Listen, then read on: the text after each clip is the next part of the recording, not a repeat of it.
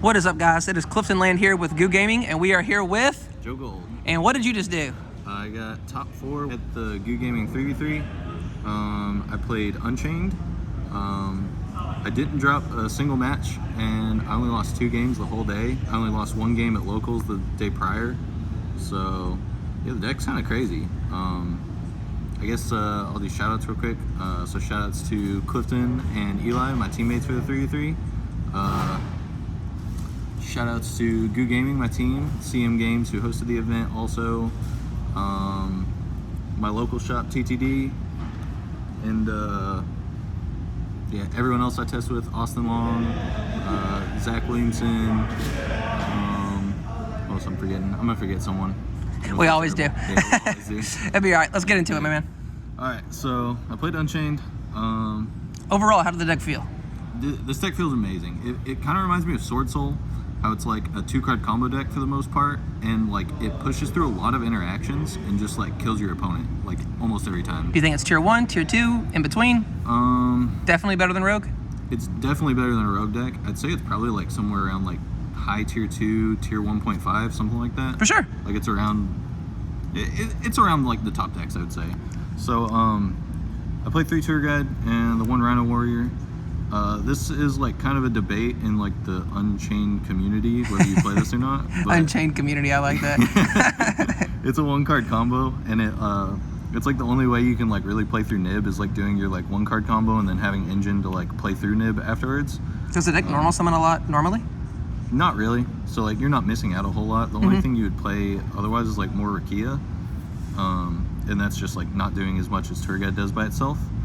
1-card Yama, pretty good. Yeah, the card's really strong.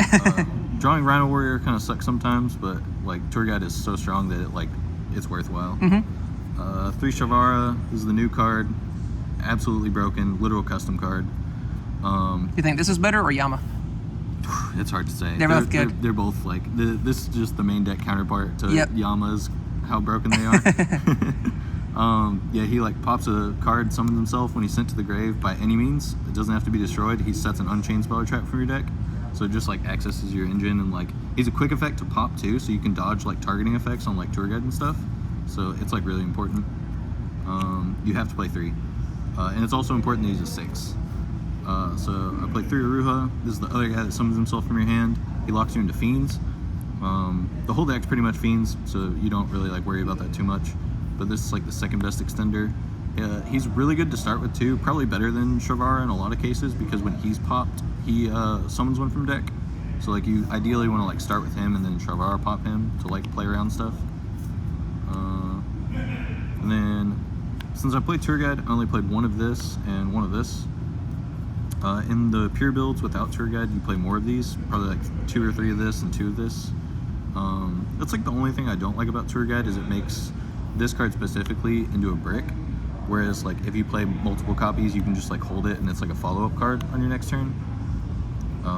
But the other one I played Shayama, Abominable Unchained Soul, and Disaster. A lot of people aren't playing this card, but I found it's really helpful in like the cash matchups and like other decks that play Shifter, where you can just like pop a guy, summon this from deck, because you can't gain a lot of advantage through your graveyard with like this and Yama because you're under Shifter. So you like you need to summon like a guy that's like meaningful and like clears their board. So like this will like trade with a guy and like set up Rage for their turn. So I think all of these cards are like really strong. This card's really good too. Did you ever want more of any of these? Probably not. You could argue more of this because it chain blocks your traps, helps you play through Ash, but any additional engine card, like with a Tour Guide that's 1-card combo, or like any 2 guys. Just helps you push through the Ash anyway? Yeah, you just need like any 1 more card. 3 Abomination's Prison. This card's just like obvious. It's like Rhoda, and it can search the traps. It like pops when it's set, so you can draw multiples. I wish it had Unchained in its name. Yeah, that would be super broken. This is probably like the weirdest thing about my deck, is I only played 2 and 2 of the traps. I thought with Tour Guide and like all of the monsters I played, I didn't want to open multiples of these, but you want to have multiple of each in your deck, if that makes sense. So do you always want to open a trap, just not multiple traps?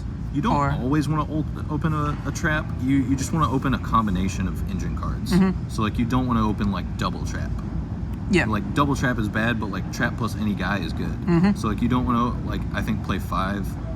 5 is probably fine, but I think 6 is too much. I just wanted to play 40, and this was like, I think it's his third escape was the last card I cut to get to 40.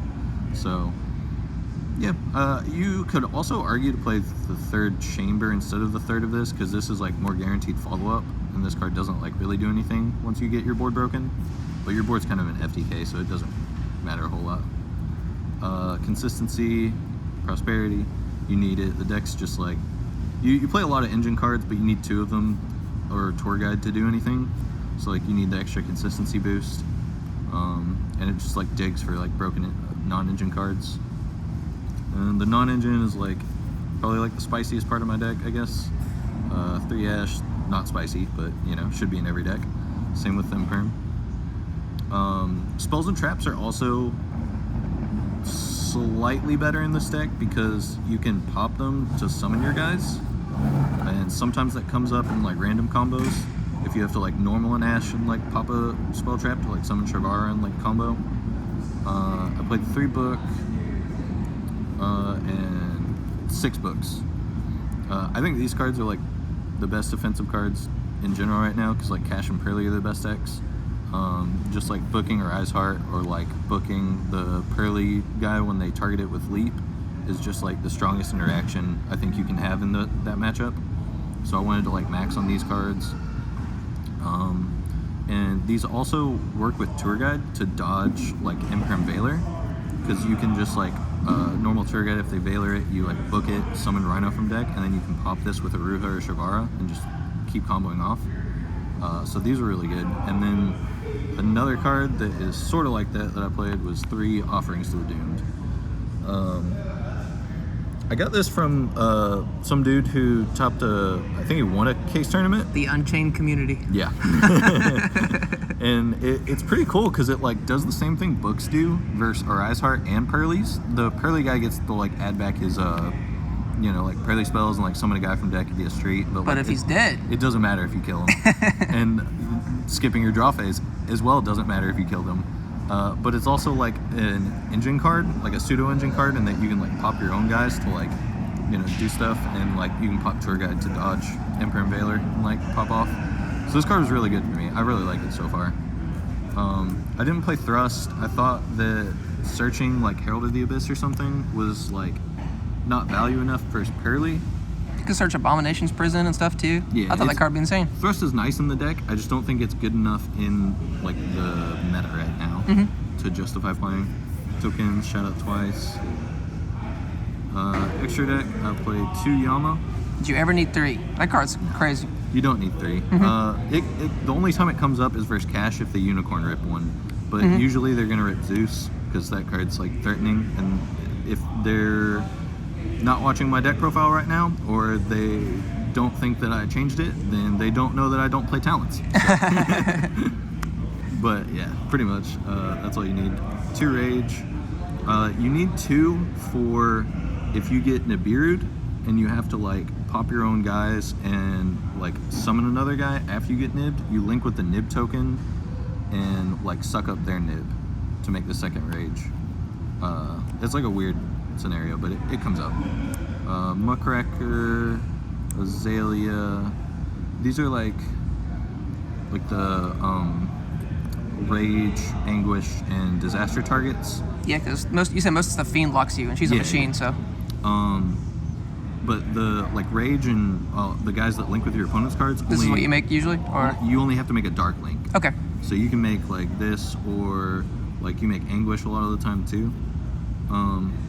But yeah, this is like the most value you can get. Oh, Unicorn also. That one comes up a lot. But this is like Unicorn, but you don't have to discard a card, and it like trades 2 for 1. So I don't think I summoned this in the past 2 days that I've played, but I think it's still good, and I probably will still play it. This card's really good just to like recur your engine. Like if you get like stuck with like weird guys that aren't like your Unchained guys, like you have to like normal summon a hand trap and like do some weird line or something. So I think those are worth playing. Phoenix Unicorn. You have to play this to be Gozen Match, because this deck does not play around Gozen Match very well. This card is for just like link climbing. They're both fiends too, so that like works with the archetype. And this is just like the best rage target. Also, if you can discard a card. 2 anguish. This also is it's like turn 1 when you're going second. You'll usually make this to clear their board, and so you want to be able to use this to link with their guy to make rage. And then if you have to use rage before the trap, you have to make anguish so that you can use the trap. So like 2 comes up for stuff like that. 1 abomination. I don't think you need 2 of this. You kind of just summon this card when you're going for game, and like scenarios where you like have to need it to clear boards, but otherwise you don't like really need it. I played 1 goddess. This has not come up once yet, but I'm scared of towers, and it's a fiend, so. Yeah. Caesar. This card is absolutely broken. Just like double Solemn Warning, solos Paralee. Yeah, it just does too much. It like also is your follow-up because you always have Shyama and Shavara under it. So you'll like detach 1, set a trap from deck, which is usually the Reborn, and then you detach this, and then this will pop the trap, summon himself, summon the guy from deck. So you usually detach the fire one first to set the card? Yeah. Okay. Yeah, this card is just absolutely absurd. And last 2 cards were Machinex and Zeus. These also have not come up for me, but I think they could. I've considered summoning this a few times, but decided it wasn't the right play every time. But there's a world where you like start with Sharvara, summon Shyama from deck, and just like do this to like Zeus them. So I think I would still continue to play this. Have you tried any of the other DDDs? I've seen some people play I think his name's Stone King Darius, like the marksman king tail guy. I tried him a little bit. Which one? Darius. Darius, yeah. Yeah. Is he at rank 3 or 4? 3. 3. Okay, so you make tour guide and stuff? Yeah, you can make him with like tour guide. He could probably come up. Maybe that card should be one of these or like something else it should be, but it hasn't come up for me yet. So it's definitely something I'm like keeping an eye on, like thinking about. Yeah. So 2 of pretty much all the Unchained links, but there's a bunch of 1-ofs at the end. What do you normally banish off Pros? Is it always 3, always 6? Depends? It depends what your hand is, whether you're going first or second, but it's usually like these 2. Goddess, if you're not in a matchup where you need it. Phoenix, if it's not Labyrinth, so you don't need to outgo Zen. Not the red, maybe? Does it come up a lot? If you're going second, you usually don't banish this. Okay. I usually don't banish Rage either. It's usually like Azalea and like either like Muckraker, Unicorn, or I guess the second Rage. Like one of these. But you always keep like both Yamas? Yeah, always keep both Yamas. You usually keep both Anguish. Sometimes you can banish like one of either of these. It depends. Yeah. But yeah, you usually keep everything else. Always banish 6. Never banish 3. It's a trap to banish 3. It's a trap. Side deck, 3 Droll. Card's crazy. I don't think I have to explain this card right. Okay. Did you think about manning it? I did, but... Or was there ever a point you did man it? Okay, so there's actually... because the reason you play this card is like Vanadium and the Adventure Synchron decks primarily, and my theory was that versus the Adventure Synchron deck, I didn't think it would be popular, so I just kind of accepted the game 1 auto loss if they went first. But Vanadium is like the more popular one, and because I play all of these cards, and as well as like Imperm Ash, if you open any combination of like 3 of these, which like, you know, sounds like a lot, but I paid 15 defensives in my main deck, so like it's not like terribly uncommon.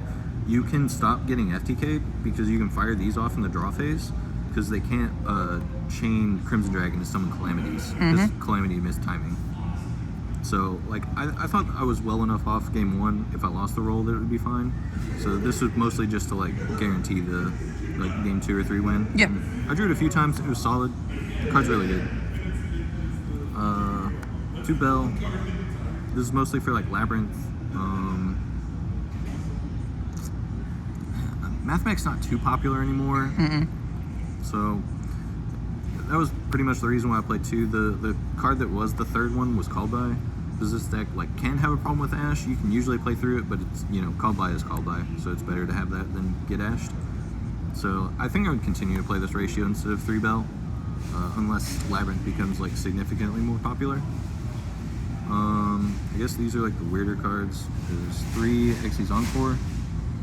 In the same vein as like Book of Moon, Book of Eclipse, Offerings, this card also deals with Arise Heart and Noir. But this card is like the better one because it can't be responded to. They don't even get the draws. Yeah, this card's just like, it's like super poly. Your opponent can't respond. You just get to do it. And then maybe I should save this one for last. 2 Storm, 1 Duster. I don't think I've drawn these, but they're good. How is the deck playing through back row? It's pretty good, because you can like dodge all of like the targeting effects pretty easily. You don't care if your monsters get destroyed, so like any of the destruction traps don't matter, like punishment or anything like that. It's mostly Storm right now because I wanted to respect the Rescue A stack. So I think that deck's like actually really good, and no one else like. I just don't think people know how to play it yet. But one of my testing partners, shout out Logan, has like been testing the hell out of it, and he's like really good with it. So that was like half the reason I wanted to respect it. I would consider MST moving forward because that card is like a pseudo engine card in the same way that Offerings is. So maybe we move to that. I don't know. And the last card, this is like my actual goo, I guess, was 3 Mistaken Arrest. If you don't know what this card does, you flip it. It's a quick play spell. It says until the end of your next turn, neither player can add cards from their deck to their hand except by drawing. So with this deck, you usually go through like all of your main deck guys in your turn 1 combo. So like your grave is filled, and Yama can add from grave. So after turn 1, you don't need to add a card from your deck to your hand. You just like add the guy back from grave that you need and just summon guys from deck. And you don't have to play like around this restriction at all. Like your deck just naturally does it. So I think any deck that could play this card would play it because it's an FTK versus like Cash and like Pearly, any deck that has to add cards. So I flipped it twice in the past 2 days, and as soon as my opponent saw it, they scooped. So yeah, this card was really, really strong when I drew it. You can also like full combo and then Prosperity Dig for it. So yeah, I really like this card so far. Yeah, that's pretty much it. I think the next event I'll be at is the Indianapolis Regional. Yeah, I think it's the 19th. Yeah. So yeah, that's probably the next time you'll hear from me. Hopefully I get another top with this deck. I can show it off a little bit more. Maybe I make some changes. Alrighty, any other closing thoughts before we finish this up? No, I think that's it. Alrighty, this was Clifton and Joe with Good Gaming. We'll see you guys later.